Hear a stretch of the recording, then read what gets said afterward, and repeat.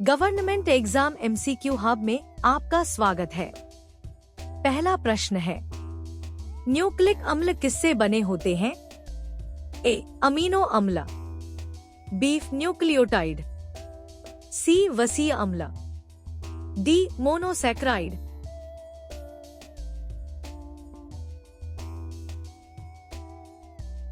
सही उत्तर है ऑप्शन बी, न्यूक्लियोटाइड। अगला प्रश्न है, एक न्यूक्लियोटाइड में कौन कौन से घटक होते हैं? ए. बेस प्लस शर्करा plus phosphate, B. Protein plus शर्करा प्लस बेस, सी. अमीनो अम्ल plus base plus phosphate, D. शर्करा प्लस प्रोटीन।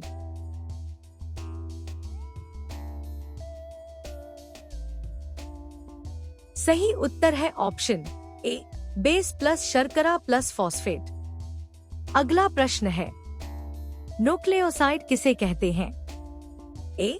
शर्करा plus phosphate, B. Base plus शर्करा, C. Base plus phosphate, D. Base plus शर्करा plus phosphate.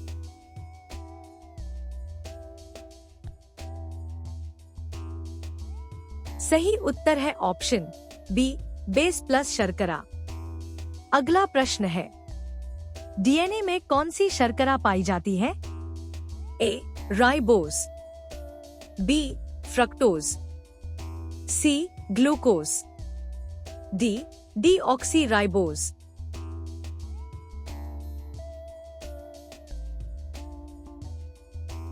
सही उत्तर है ऑप्शन डी, डीऑक्सीराइबोज।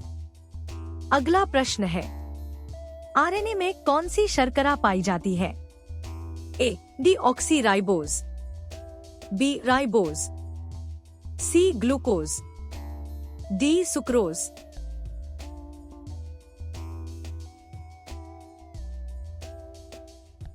सही उत्तर है ऑप्शन बी, राइबोज। अगला प्रश्न है, डीएनए और आरएनए में पाए जाने वाले नाइट्रोजन बेस कितने प्रकार के होते हैं? ए. 1, बी. 2, सी. 3, डी. 4।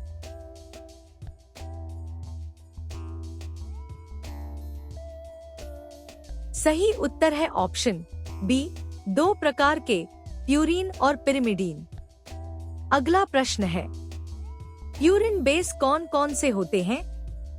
ए. एडेनिन और ग्वानिन, बी. साइटोसिन और थाइमिन, सी. यूरेसिल और साइटोसिन, डी. थाइमिन और यूरेसिल।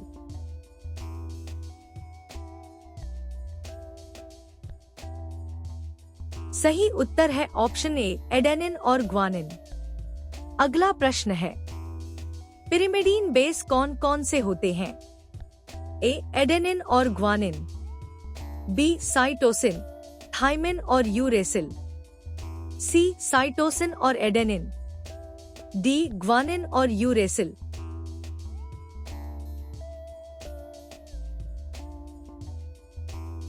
सही उत्तर है ऑप्शन बी, साइटोसिन, थाइमिन और यूरेसिल। अगला प्रश्न है, डीएनए में कौन से नाइट्रोजन बेस पाए जाते हैं? A. Adenine, guanine, cytosine, thymine, B. Adenine, guanine, cytosine, uracil, C. Adenine, uracil, cytosine, thymine, D. Adenine, cytosine, uracil, guanine.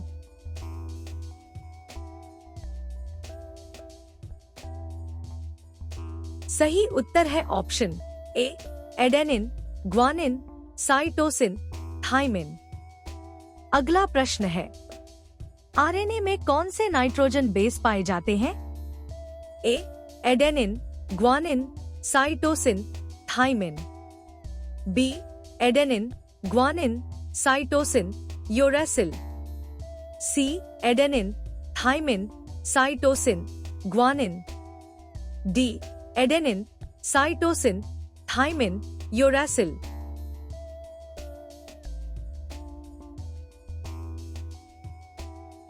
सही उत्तर है option B, adenine, guanine, cytosine, uracil. अगला प्रश्न है, डीएनए किसका पॉलीमर होता है? ए अमीनो अम्ल, बी फैटी अम्ल, सी ग्लूकोज, डी न्यूक्लियोटाइड।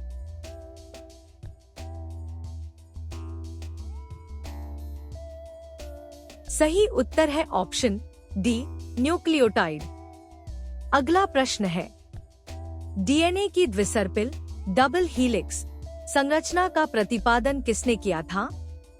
ए वॉटसन और क्रिक, बी हर्शी और चेज, सी ग्रिफिथ, डी एवरी।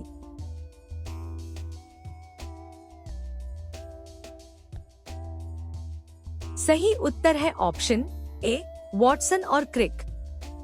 अगला प्रश्न है, वॉटसन और क्रिक को नोबेल प्राइज कब मिला था? ए 1953, बी 1956, सी 1962, डी 1970।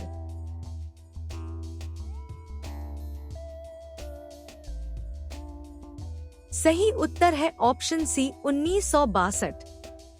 अगला प्रश्न है, डीएनए की डबल हीलिक्स संरचना में कितनी स्ट्रैंड होती हैं? ए 1, बी 2, सी 3, डी 4।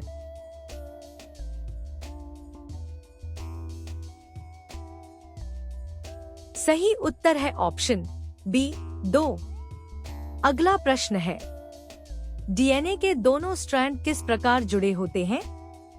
ए हाइड्रोजन बंध द्वारा, बी पेप्टाइड बंध द्वारा, सी ग्लाइकोसिडिक बंध द्वारा, डी आयोनिक बंध द्वारा।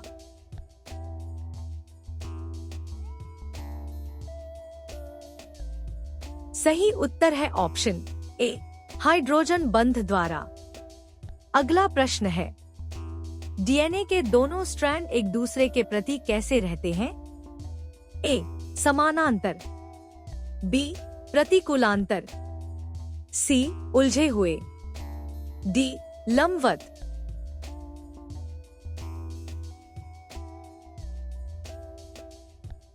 सही उत्तर है ऑप्शन बी प्रतिकूलांतर या एंटी पैरेलल। अगला प्रश्न है, डीएनए में एडेनाइन और थाइमीन के बीच कितने हाइड्रोजन बॉन्ड होते हैं? ए 1, बी 2, सी 3, डी 4।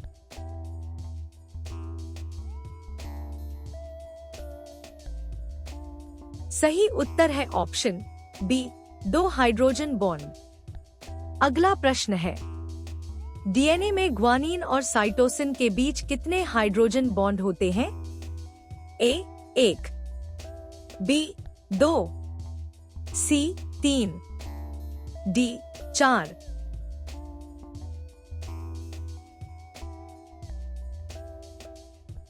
सही उत्तर है ऑप्शन सी 3 हाइड्रोजन बॉन्ड। अगला प्रश्न है, डीएनए का एक पूरा हेलिकल टर्न कितनी बेस पेयर्स का होता है? A 5 base pairs, B 8 base pairs, C 20 base pairs, D 10 base pairs.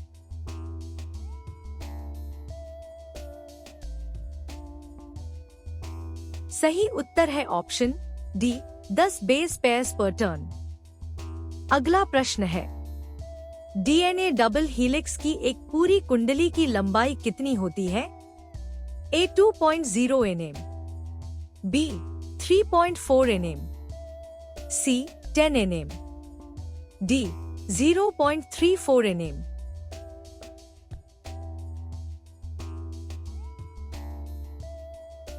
सही उत्तर है ऑप्शन बी 3.4 nm। अगला प्रश्न है, ऐसे ही और एमसीक्यूज के लिए वीडियो को लाइक करें, शेयर करें, चैनल को सब्सक्राइब करें और बेल आइकन प्रेस करना न भूलें। धन्यवाद।